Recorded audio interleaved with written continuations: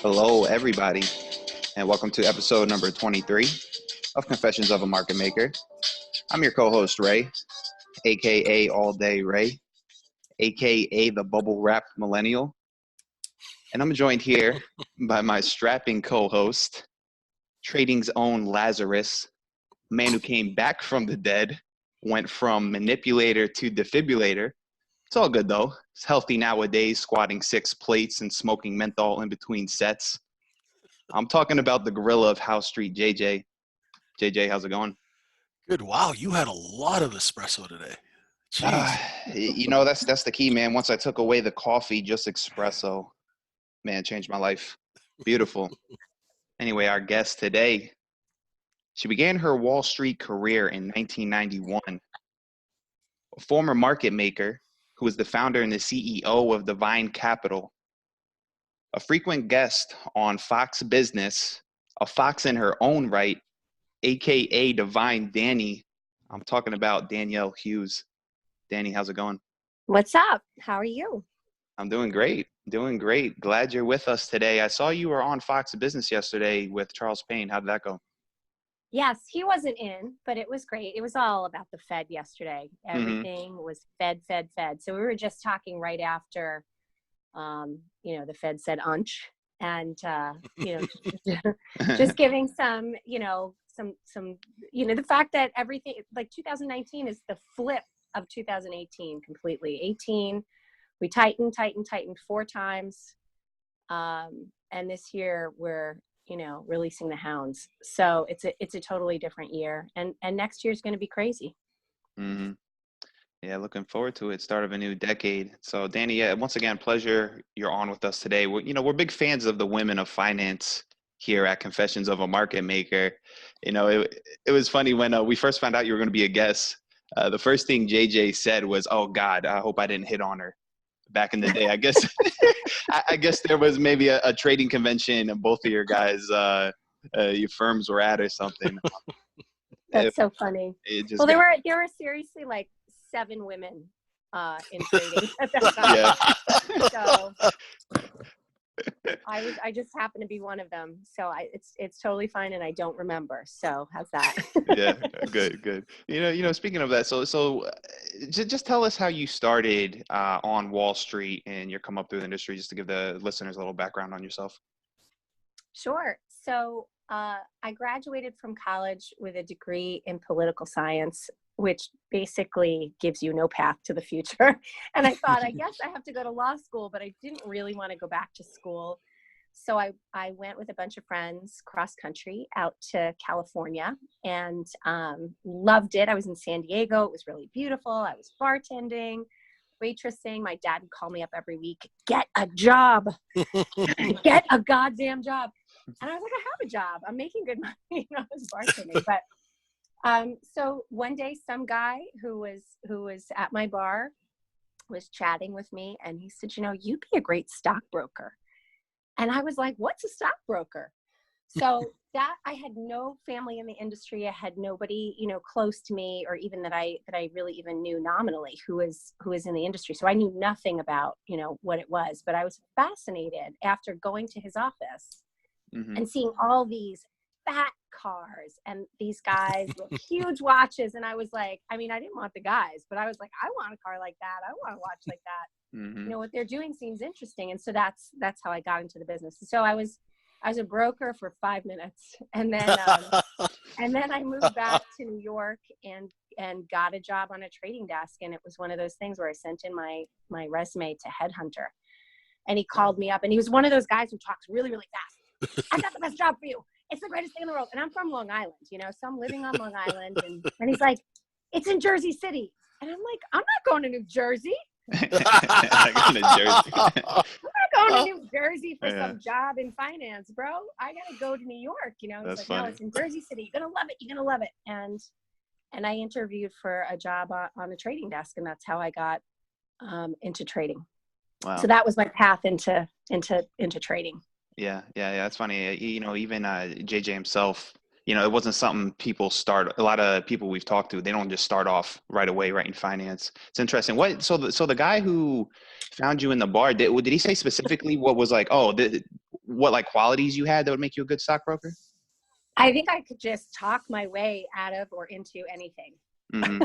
I think Perfect. That's, So, yeah, exactly. perfect. It was perfect. Perfect. And at that time, there was no internet.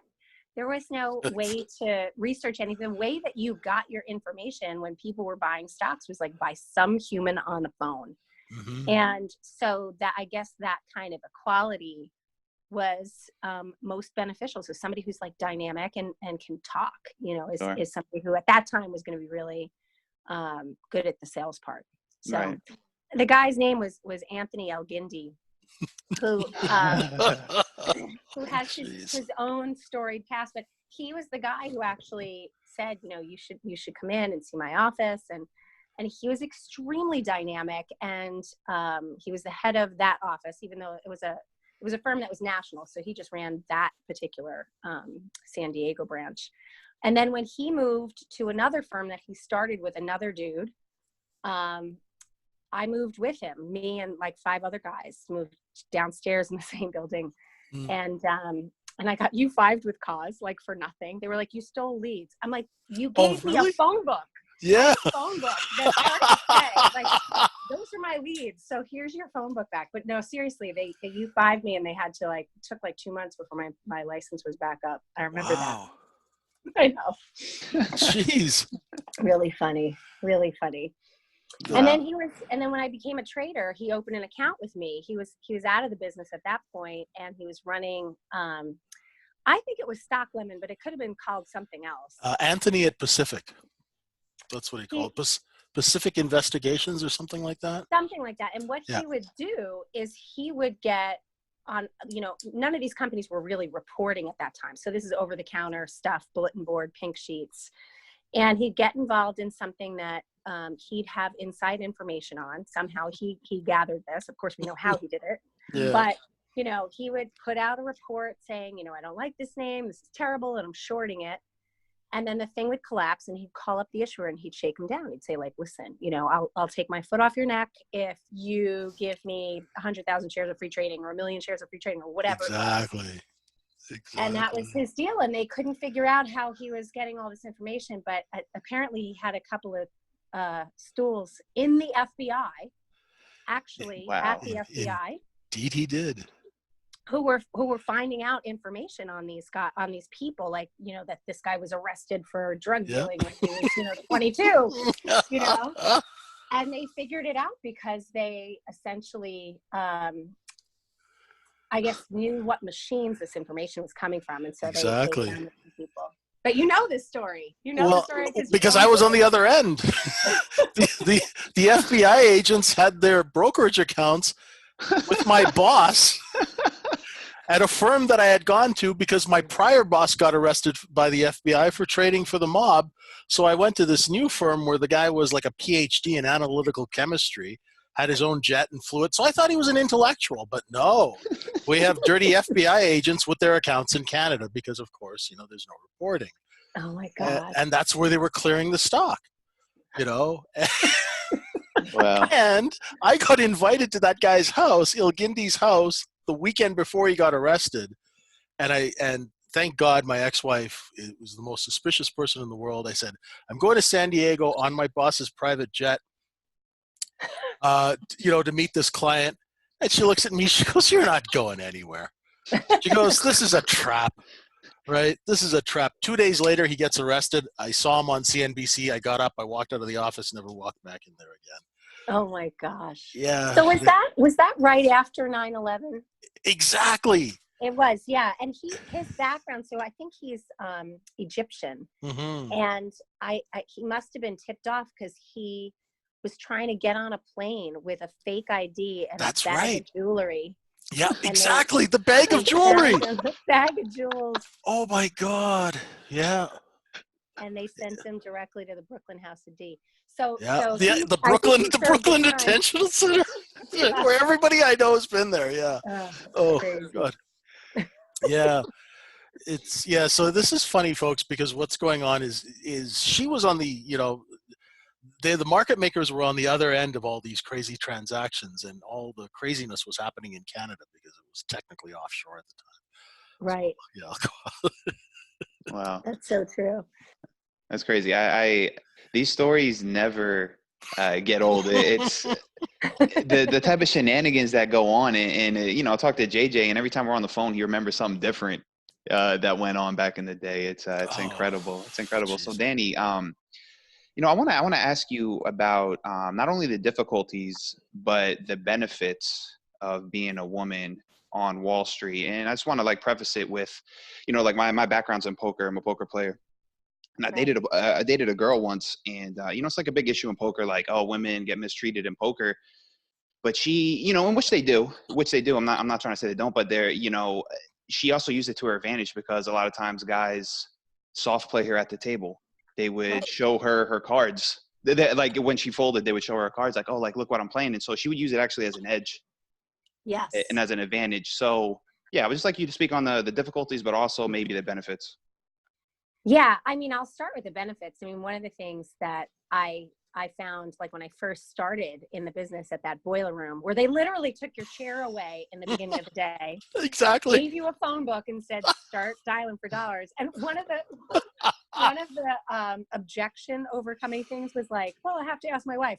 Oh, that Really? one. You have to ask your wife? Well, does your wife do this for you? And I'm like, I'm not saying that one. Yeah. But I never got hung up on. And I'd open up tons of accounts because I was a different voice. So most of the time, I think that people receiving these calls, which were the majority of the time they were men, when they heard a woman calling them, they were less likely to hang up on you. Mm-hmm. So that was a benefit. So that did get me, more accounts, at least in the beginning. So I didn't get crushed every single day like a lot of these other guys did and get rejected. Mm-hmm.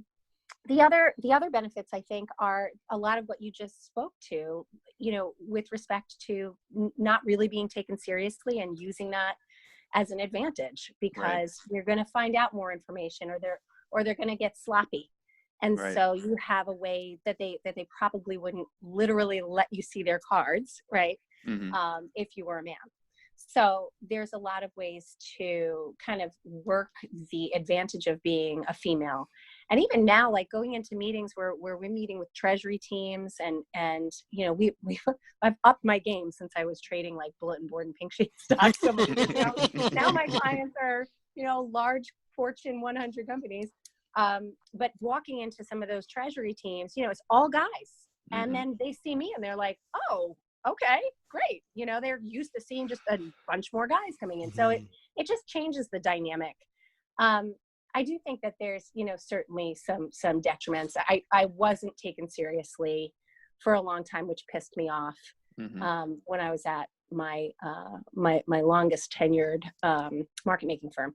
So that used to drive me crazy, where, they'd be like, oh, don't worry, honey, we'll take care of you. We got you. No, yeah. And I'm like, what does that mean?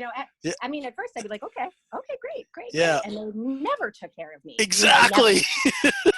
But I'm sure they say that to guys too. They do. Yeah. Don't worry about it. Yeah. Yeah. Yeah. We'll just find an inventory to stuff it into, Exactly. I'm sure you like carried that kind of like with a chip on your shoulder, I imagine. Totally. Mm-hmm. Totally. I mean, that really drove my, it drove me to really start my own firm. I mean, it's like the reverse inspiration of why I started Divine, was because I was like, if these assholes can run a firm, Yeah. Exactly. And they're all listening to this podcast right now. Listen, I got to pipe in because I was trained by a woman, my first job on the desk. Wow. And I tell you one thing, every female trader I have ever met who worked on the street has been an insanely good trader. Or either prop, market making, whatever, right? They were sharp. I mean, and I've worked with a lot of knuckleheaded men, right? So I'm just saying, right? I'd take any one of these females over 90% of the guys I've worked with. Yeah. No, that's interesting you say that, Jay, because I know, one day in our room, this was like brought up as a point of discussion there. There was so Dani, there was a study done, I guess like male versus female traders. And I forget the sample size. I forget the exact numbers behind it, but in essence, the study concluded that like the women were more profitable, but they were also, I guess, like their thesis was they are less prone to irrational decision making or like fear of missing out. From your experience, from your experience, what would you say to this? Yeah, I think that's spot on. I mean, look, there are generalizations everywhere. I know some men who are amazing traders Mm-hmm. and some women who are really crummy traders. But I do think that there's an awful sense of there's like some kind of like conservatism that I think women bring to a trading desk that maybe men don't have as much of, and that reverberates throughout the financial realm, like throughout all financial stuff. So like women, for example, will see something that says wealth management and they'll be like, oh, I'm not wealthy. You know, I only have, 600,000 over here and, maybe 400,000 over here. And a guy with like not even 2 dimes to rub together will be like, I'm wealthy. Yeah, I'm a wealth. I need wealth management, and so it's just a different way of how we perceive, I think, either language or taking something seriously or not seriously. So there's an awful lot of that, I think, that's different between men and women. Definitely. I think like the male, definitely. I think what you were kind of is like the male ego, I think, Yeah. for sure. Definitely. Oh yeah. Definitely. I've seen this, and like I said, the lady who trained me, and shout out to Denise. I mean, brokers would come up to the desk and ask you to do all sorts of crazy stuff because we're not licensed in the US, so we're crossing stock under the bid, doing all kinds of crazy things, right? and she'd be like, hey, what are you doing? And I'd be like, he wants me to do this. She's like, you can't do that, right? And she, right? I'd be like, oh, and then the broker would be like, oh, I got caught trying to get the rookie trader to do something, right? So, exactly. But she'd always she'd be busy. She'd be trading Toronto, Vancouver, and out of the corner of her eyes, she'd see me getting into trouble, right? And like within a second, she'd be like a mother lion, she'd be like, just grab me and like, hey, what are you doing? Right? Exactly. Well, it's the ability to multitask too. I mean, when you've got a list of like 400 names and you've got all the positions basically in your head. I mean, when we first started, there was no like system that kept track of anything. You literally had to hand post every single thing that you did. Yeah. And you had 7 keyboards and 7 screens and 7 mouses on, and you're like pounding into, you're like, oh shoot, that's the wrong one. I gotta go. So you had to keep so much stuff going in your head. Obviously it's completely opposite to what it is today, but at that time it really kept you sharp, I think, too. Oh yeah. I mean, sorry to interrupt, but when I went to Jersey City and you'd go and sit at Spear Leeds and Kellogg, or you'd go and sit at these firms, Knight, you guys Sharp, all those places, you'd see guys and they had a 300 list and they'd know where they were on everything and they knew where their order. It was like watching an octopus, Yeah. And like it was just, I've never seen, like, they had the situational awareness of a fighter pilot. It was just absolutely amazing. Yes. Yeah, that's a really good point. I mean, you had to look at your list all day long. You knew exactly where you were. And something that's really interesting too, at that time, settlements were 7 days. And in Canada, you were saying they were like what? Like 13? But they were 7 days, and you're talking on the phone to somebody and you're like, I've got 20,000 at 5/8, and they buy 2,300. Yeah. You put it into a machine and magically 7 days later, both things match up. Yeah. It's like, and really, it really was magic in a sense, because traders could have very easily the next day said, you know what, that went the wrong way. I'm going to know, 2,000 instead of 2,300. Exactly. And that never, ever, ever once happened to me. I'm sure it probably happened to some other traders, but it was not, it was a rarity. Because your word was your bond. Your word was exactly what it had to be. Yeah. And so even now, like people who I know who are traders, like they instantly get like to the top of the list with me because I know that they have that, integrity of word. Yeah, that's very, very, very true. Mm-hmm. Yeah, it's that was, when did they come out with ACT? Was it 96 or 97 when they started acting trades? Yeah, 'Cause Act was a little later. I think yeah. there was stuff where it was supposed to match up, but it really didn't mean anything. You just see something on a green screen. Mhm. But I do think Act was like the mid '90s or something like that. Yeah, that's You know. the I always remember because we had paper tickets too, which most of the Yes. people who don't know, like we had to write out our trades on these little blue and red squares, right? And then the timestamp machines that you're Oh not yeah. supposed to open and change the time. Like you Oh open it God, up. yes, yes. They would You haven't watch those seen it all machines. day. Yeah. You open it up, you take your Bic pen, you go put it exactly the time you want, stamp it again, Yeah. Oh God, yeah. And then It's compliance would be, crazy. compliance between cigarette breaks would be watching you like a hawk. Oh, actually, we were in the firms when you could actually still smoke in office Oh buildings yeah. too. Oh yeah. Yes. Yeah. There was only one guy who smoked on our desk. His name was Joel. And Okay. Joel could smoke, like you weren't allowed to smoke in the building, but Joel was allowed to smoke because he was like the most famous producer. So he could smoke his little like black cigarettes, whatever he was smoking. It was just really gross. And the buildings were disgusting and there were rats and rodents all around and like roaches and stuff. It was just nasty. It was nasty. And for all the money that these guys were making, you would never know it from what Oh, you were sitting in. exactly, exactly. Were you guys off Montgomery Street in that area, or? Yeah. So Okay. we were originally at 30 Montgomery, where everybody was in the same building. So you Right. had Meyerson, Herzog, Mayor Herzog. Mayor and Oh, Schweitzer, yeah. um, probably like 5 or 6 other ones, all in I the think same building. And Frankel you was in get there on the too. yeah, Frankel too. And you Hmm. get on the elevator and you'd see like you weren't allowed to talk in an elevator. Like you weren't allowed to talk about your positions or anything like that. Oh yeah. But you'd get on and sometimes like some guys would get into fights because they knew that like that person traded whatever, and then there was a bar downstairs that everybody would go after the close, and then Yep. everything was fine. Yeah, exactly. Everything's fine in the bar. I know. My buddies were at Frankel, so I'd always go and hang out there. But Oh but my God. they smoked so much. Oh. Oh my God, you'd come out of there, it was coming out of a nightclub, you know. Oh, That's man. insane. That's funny. It's funny hearing about this stuff. So, Danny, you started Divine Capital in 2001. Mhm. Not the greatest timing. What was that time like for you professionally and personally? Oh my gosh. I left Meyerson in '98, and in '99 with one of my clients, he was the money guy, and I went out and bought a broker dealer. So he was basically the money, and I owned a small percentage. I think I owned 15%. And of course it was like, oh yeah, you have 15%, nothing in writing.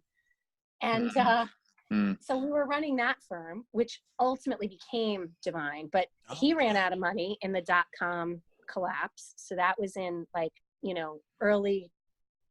late 2000 really is when he ran out of money. And so I found another guy that said, oh, don't worry, I want to buy the broker dealer. Because interestingly, my broker dealer was inside of an OTC bulletin board shell. So he wanted the Oh shell. my God. Okay, sorry. How ridiculous, right? So stupid. And there was nothing in the shell except for the broker dealer. So I had set up a trading desk in New York City at 30 Broad, which is attached to the New York Stock Exchange. It's essentially like right next door to where the New York Stock Exchange is on Broad. And we used to call it Dirty Broad. That's what we Dirty Broad. We are Dirty Broad. And my desk was all female. We had an all female desk. Nice. We had one guy there. It wasn't huge, but we made maybe 200 and something markets at that time. And then I decided I amassed enough money to buy these guys out. And so I probably could have done it much earlier, but I figured it out. I said, look, I'm going to buy the assets and liabilities and the broker dealer. You guys can have the shell. And they were down in Texas. And I think I was like, he was always going to raise money for Danny. I'm going to raise you $2 million. Don't worry, baby. I got you. And I'm always like, when is this guy going to, raise this money? So he never did. And finally I was like, I got to get out of here. So we negotiated this deal. I set up Divine. So I set up the holding company and then the broker dealer and, put together the LLCs and everything like that. And on September 5th, I come into my office and my secretary was like, "There's some guys in your office." And I'm like, "Why are you whispering?" You know, she's like, "There's some guys that are in your office." So I go in, and it's the kid of the guy that owned the place, the other owner. And he's like, "We voted you off the board." And I said, Oh my God. "Get the fuck out of my office. Who are you people? What board are you talking about? Get out of here, you know?" There you go. So, and he has with him a guy that I had actually let go like 2 years before. He was parking stock like at the end of the month for a friend of his. At the end of the month, he's parking a position, and the next day he's getting it out. I'm like, "Are you kidding me right now? Do you think I don't know what you're doing?" So anyway, so that kid was there too. And so I was in the middle of a FINRA audit at the same, it wasn't FINRA, it was NASD. That's right. I was in the middle of an NASD audit. I tell these guys to get the hell out of there, screaming and yelling, and kicked them out of it was a tiny office, but I kicked them out into the hallway. They're yelling and screaming. The NASD people come in, they're like, "Are you okay? Is that the FBI?" I'm like, "Oh, it's not the FBI." Bunch of people, give me a break. But they were very nice people, and I said to them, "Listen, this is what's going on. What kind of recourse do I have?" They had me call their supervisor at the NASD, and she helped me make sure that they couldn't do anything, and that I ended up with, I wrote a letter, and I said, "Listen, if you don't give me this firm right now for the price that we negotiated, I'm going to send this letter to the NASD." And it basically said that, these guys are criminals and they're trying to do this and they don't have the right licenses and blah, blah, blah. So the kid then, he's like crying. He's like, "I didn't know you could do that." Like, get out of here right now. And so, then we had to go and get it done. So I had to call NASD. I had to get my 4-letter acronym. So my firm was called Divine. I called up one of my clients and I'm like, "What should I do? What should my acronym be?" He's like, "What, are you kidding me? You're all girls. Diva." So our symbol was Diva on the box. That's what your give up is? Okay. Yeah. Oh, cool. So it's great, because even now that I have guys on my desk, now they still have to say "we're Diva." So, the ultimate payback. So anyway, that was September 5th, 2001. September 5th, 2001. Yeah, wow. It was a Thursday. So then that morning of 9/11, we still hadn't closed. There was still some paperwork going back and forth. The guy called me. I was in my office by 8:20. And he's like, "I don't have this stuff on my desk." I was like, "Calm down, dude. I'm not going anywhere." I remember saying specifically that I'm not going anywhere. You're going to get it. Don't worry. And then 9/11 happened. Wow. And I had come through the Trade Center that morning. I did every morning because I lived in Jersey City. Oh, wow. Oh, so you took the PATH train? Yeah, I took the PATH train, and I got there early. I don't even know. Anyway, so that's what was going on for me at that time. We were trying to close the Divine deal right at that time. And as I'm literally running for my life up the street, I'm like, "Oh shit, that's the worst timed trade I have ever done."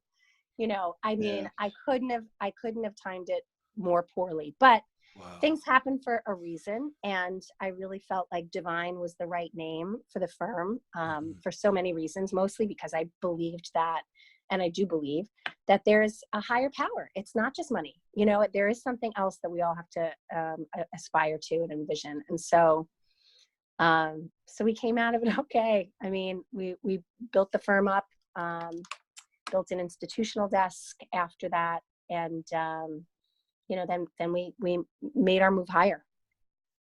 Very nice. Very nice. Oh, great. Great story. Great story. So Jay, you have some questions, or you want me to keep going? No, go ahead. You're doing really well here. Keep going. Because the thing is, once I start talking to her, it's going to be stories about all our old degenerate buddies. We love the degenerate stories, but you just keep piping in when as you've been doing. So Dani, so what's a commonly held belief in finance that you don't agree with? Oh, that's a great question. A commonly held belief in finance, so not necessarily in trading, but Well, it could just be in trading, finance in general. finance in general. But if you want to make it trading, yeah, that'd be perfect. I think I'll start with finance. So in finance, it's that, that debt is bad and credit is not, I don't mean like credit rating, but like credit is bad. Using too much credit is bad. Mm-hmm. And I don't think that that's true, because I think that for a lot of people, it is true, right? They should not have like a million trillion credit cards going on. Mm-hmm. But it actually is the reason why our economy has expanded so much, is because of the whole credit system that exists in the United States, and that's just now starting up in China and other places, which is why their economy is going to just go bazonkers over the next 10 years. Mm-hmm. So credit, from the standpoint of being in finance, is it can really help you, and especially for women, where we tend to not use too much credit or overextend or go out to non-traditional lenders. But sometimes that is the best way to kickstart your dreams. And then on the trading side, something that's not true is that traders, especially during the time when I was making markets in the 90s, that traders were they were all colluding. I mean, that's something that people thought that, like, they all had their own thing and every firm was different, but there was so much collusion. And there was so much power that these market makers have. I mean, case in point was Knight, but they were not the only ones doing it. Yeah. Where they would have this flow. They would know before the market opens that they have 14 million shares of ABCD. Yep. So they'd be like slamming the hell out of it for the 15 minutes before the market opens, like showing you 1 million shares on Select Next and saying, get out of the way. Yeah, exactly. So knock it down like, 6 points. Hit everybody, knock it down, and then they buy the balance at the low print Mm-hmm. and just sit there as the market made itself back up. Yeah.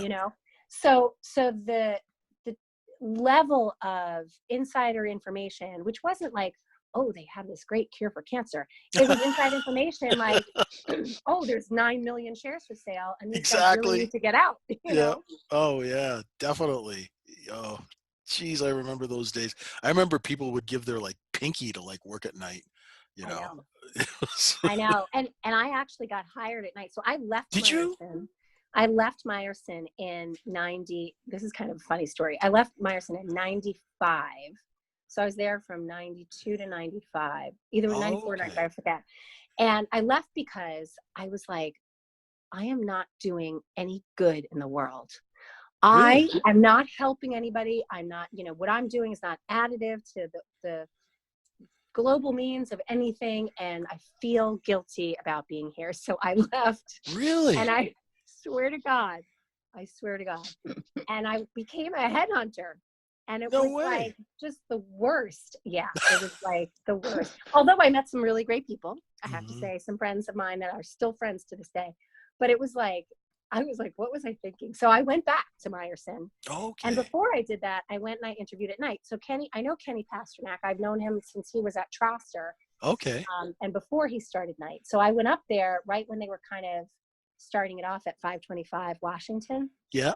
Because that's where everybody kind of moved from 30 Montgomery to 525. And I went up to interview with him, and I sat down and we talked a little bit, and there were literally like 5 guys in there. And I'm like, are you kidding, dude? Like, I don't really want to work with just 5 people. They had a huge desk, but there was nobody there, and I just couldn't get jazzed. Yeah. Oh, and wow. I was like, you know what? No, I'm just going to go back to Meyerson like an idiot and work there.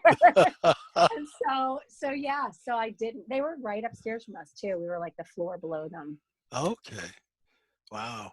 Jeez. Yeah. Yeah, I still remember. I never actually went. I didn't spend too much time in night, but I was at Hill quite a bit because. Oh my gosh! Yeah. All those characters, and they were all from Staten Island. Everybody from Hill. Yes. I don't know why, but it was all Staten Island, the whole crew. Totally weird. I know. It's weird. And shout out to Staten Island. Yes, we. Exactly. Was it Nick Pons? Ponzio. Ponzio, yeah.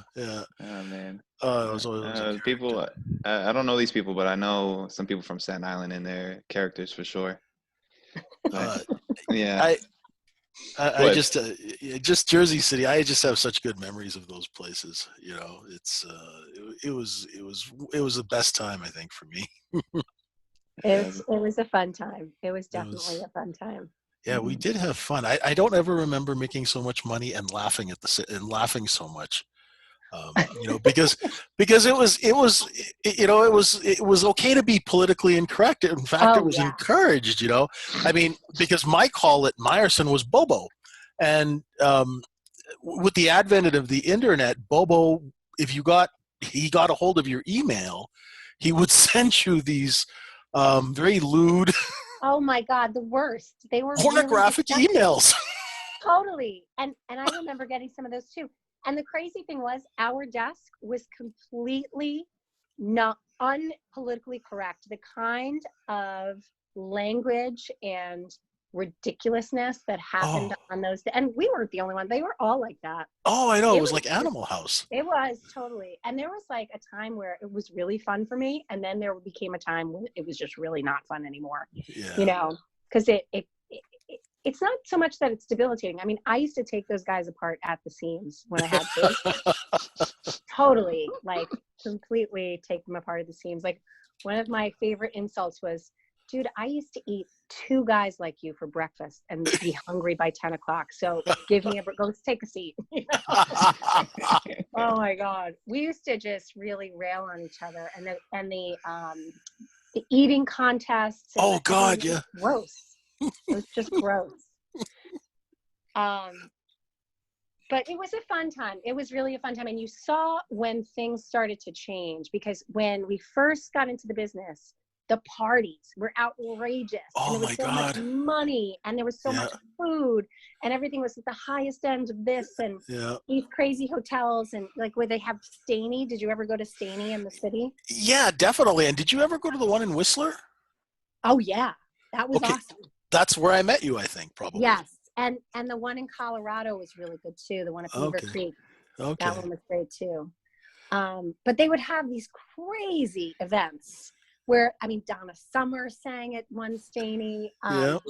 They had some amazing talent. And then things started to change where you'd go to like Staney Week and all of the big parties were being thrown by the ECNs. Yes. So like Archipelago's party was like off the rails. And you could tell that the money was moving in a completely different way. Like I was actually Archipelago's first broker-dealer client. Oh, really? I saw what they were doing and I was like, wait a minute. So you don't have to be on both sides of the market and you don't have to hold a position and you can charge no matter what. I'm in the wrong business. You know, I was like, wow, this is really, so shortly thereafter we became agency only. Oh, okay. Okay. Interesting. Oh. So Dani, I'm sure you work long hours, or at least you used to. What are your thoughts on work-life balance and its significance to your performance? When I was a trader, I didn't have any balance. It was all, it was all work all the time. And I loved it. And it was really fun. But I didn't have, a family. I wasn't married.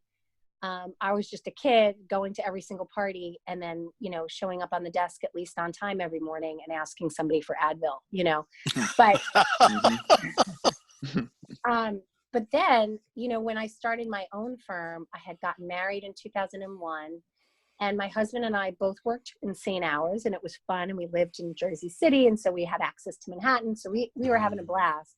But then when we had kids, it was a completely different thing. Like I even knew that when I started Divine, I didn't want to have what I didn't want is people screaming at each other. I didn't want phones being broken and keyboards being smashed.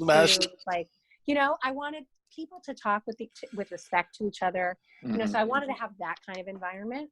And I knew that having a trading desk was not going to, I mean, I'd have to have traders, but I'd have to have the right traders. Like I'd have to have people who would be able to like be, just professional and normal. but even now, like I work 2 days a week in the city. My office is still downtown in the financial district. So I'm 2 days in the city, and then the rest of the week I'm up here in Woodstock where I live, and I work from up here. So Okay. it's awesome. I mean, there's never any balance. I think balance is a nice aspirational thing to have, but Yeah, right, but right. I don't really think that, some weeks I'm really proud of myself, and other weeks I'm like, oh my God, I got nothing done, or I should have gotten this, or I should have gone to that. But the priority that I have is my family and my kids, and being with them and seeing them grow up, because you don't get a second try at that. You get a second try at trading something, you get a second try at investing, but you don't get a second try at that. That's very true. Sure. Yeah, so it's really just having your priorities aligned in the right way, for sure. Anytime you feel like burnt out, maybe was there like a go-to like hobby or something of that manner?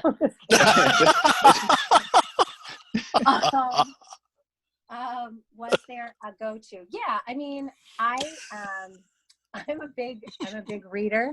Mm-hmm. And Oh, I'm great. fascinated with medieval history, and so a lot of what I've been studying is medieval history, and I love doing that. So that gets me outside of myself a lot of times. And then I do a lot of stuff for my kids' school, and my priorities are, obviously my clients are number one priority, and really making sure that I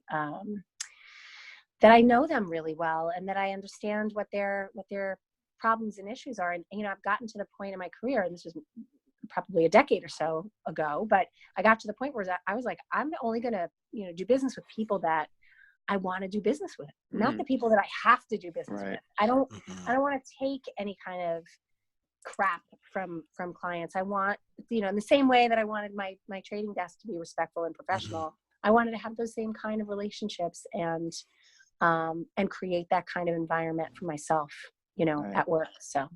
Yeah, good stuff. Awesome. So bringing it back to the medieval history, it's interesting. So I love history too. I'm a history buff. I love it, but medieval is not necessarily my favorite time. What do you like about it? Ever since I was a kid, I was fascinated with knights and dragons too, but of course there really weren't any dragons. But so the whole idea of chivalry and how people acted at those times, and like why they went on crusades to go all the way, across the world to Jerusalem to understand, to kill other people in the name of God. I that fascinated me, because we're still doing that now. We're still totally doing that now. Yeah, facts. And so that's why, kind of understanding just the politics of the church and the politics of religion, and just the way that these really interesting societies became powerful in the way that they did. So that was fascinating to me. And now I'm like into what was going on in China in the Ming Dynasty, and it's just so compelling and interesting, and I love it. Yeah, no, I agree. I absolutely love history, and it's like human behavior, human psychology doesn't really change too much. It's at least that's the fascinating part to me. Yes. Any specific books that you would recommend to the readers or to the listeners?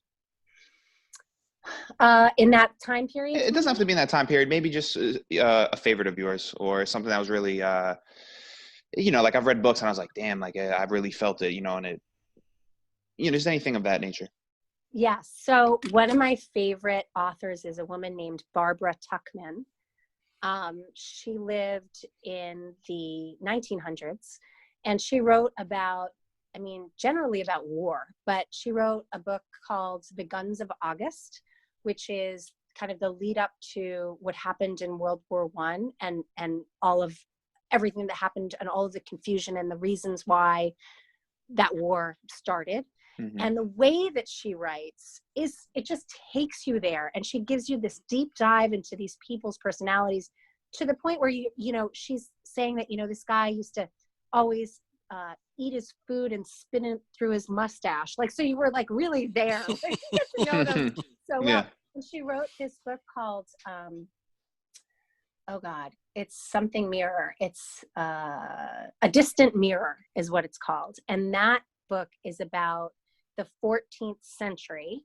So the 1300s, and a specific, she, dives in and talks about a specific family that lived at that time, and really takes you, to France and England, and into the life that those people led at that time, and how they ate and where they were. And I just love how she writes. So you can pick it up and start reading anywhere in the book and just get totally into it. And I've probably read that book 3 or 4 times. Mm-hmm. Wow, awesome. What was it you said, Barbara? What was her last name? Tuchman, Tuchman. Okay. All right, awesome. Thank you. So Dani, what piece of trading advice would you give to our listeners? So they're retail traders, small accounts. What piece of advice? I think the most important thing to really stay with is being true to yourself.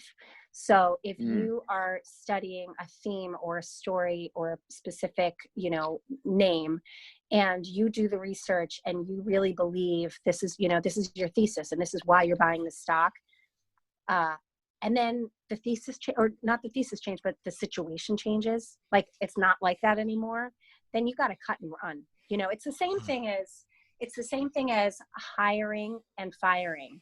Hire slow, fire fast. Okay. Right?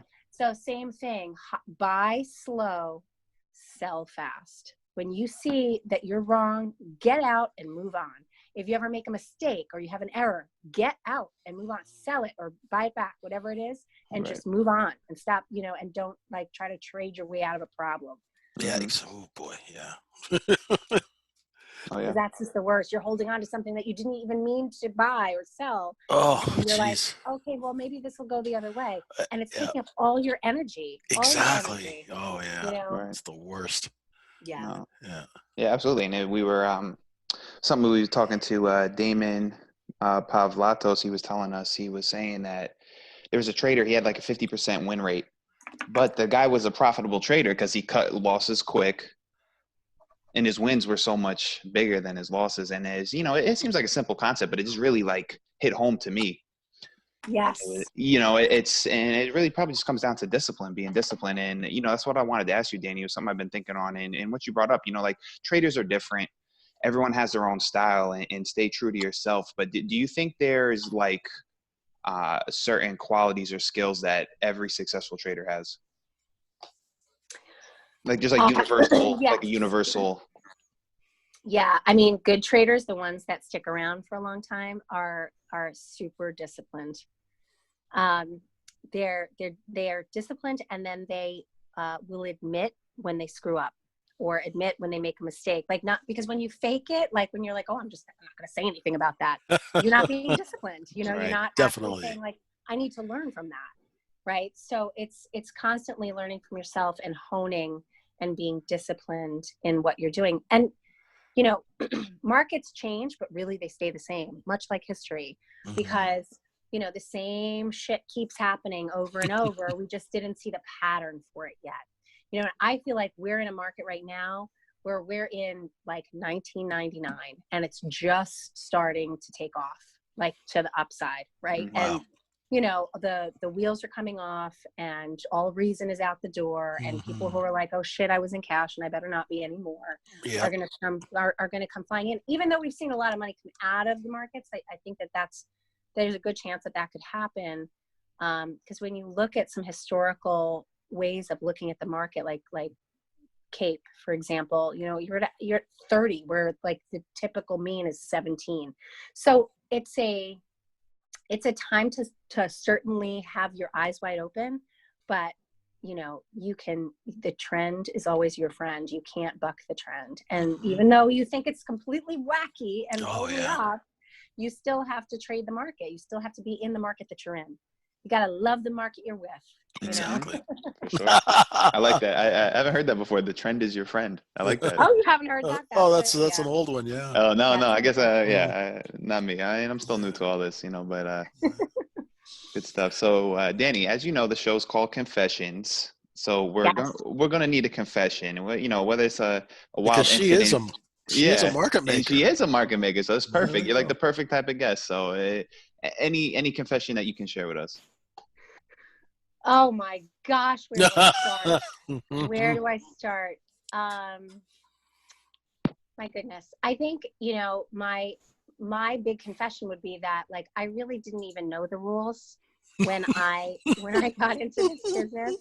I didn't know what the rules were. And so when all of those guys got in trouble for collusion, like back in the mid 90s, remember, a lot of them got like thrown out of the business. Oh yeah. I was like, oh shit, you can't do that? Exactly. Like, I had no idea. You know, we're saying to our friends at like Herzog or wherever, like, listen, man, do 1,000, go down, and then let me print the rest of what I got to print, and then you can go back up. Exactly. You know what I mean? Exactly. Like, this is what we were doing. Nobody taught us the rules. So that's something that, like, I didn't know that I should ask if there are rules. There was nowhere to find rules. It wasn't like I was like, oh, let me hide doing this. Everybody was doing it. Well, the head trader from Sharp was unlicensed. Oh my God. Was that Billy? Billy Burke. or Judy? Burke. Oh my God. Berkey. His brother owned the bar downstairs. Yes, that's right. Yes. Yes, that's right. Right. Oh and it's the very first Staney I ever went to. Burke was there with all these older guys, and my buddy, who ended up being head trader for Raymond James, he walks up. We're both green, and he goes. The first thing he does, he looks at Burke and goes, "Hey, so where are all the trader groupies?" And I'm like, "Oh my God!" I was like, you know, and they started laughing. Thank God. I thought that these guys would be like really, you know, hoity-toity, but thank God they were like regular guys. They were nothing close to hoity-toity. Thank God for that. Yeah, because my buddy was just, you know, Spencer. He was just like Ray, like completely irreverent, right? So he'd be like, "Where's the trader groupies?" Right? And I'm like, I'm just covering my face, going, "Oh man," right? You know, it's like, God. Yeah. Crazy. That's funny. So Jay, that's pretty much it for me. You got anything for her? Oh no, it's just it's a pleasure. I mean, it's funny because you worked on the West Coast with people I know, and then you worked on the East Coast with people I know. I know, it's so You know, funny. it's amazing because Vancouver was it was the epicenter of where all the Swiss bank and Cayman Island order flow came out of, and they piped it through Vancouver into Jersey City. So it's it's a direct line. A direct line. So yeah, I'm really this has just been great. It was one of the best times in my life. So you know, I'm sure I've heard your voice on the phone. You know, in the old days. I'm sure of it too. Definitely. And no, we won't keep you too long. But before you go, you gotta say, "Hey, JJ, can I show you a bid?"